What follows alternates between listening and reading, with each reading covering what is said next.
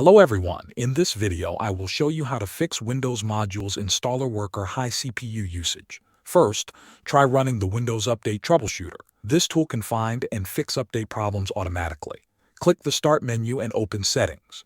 Go to System, then select Troubleshoot. Click Other Troubleshooters. Find Windows Update in the list and click Run.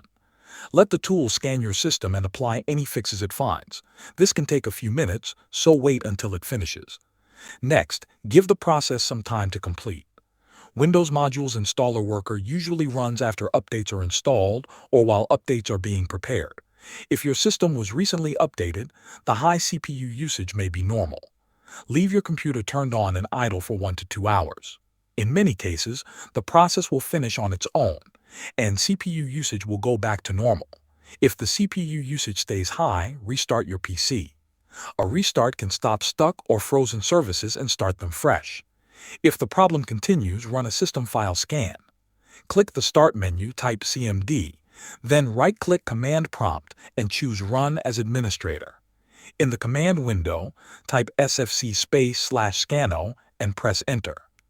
This scan will check for corrupted system files and repair them automatically. Wait until the scan reaches 100%, then restart your computer. After these steps, the Windows Modules Installer Worker CPU usage should be reduced or fully resolved. Thanks for watching.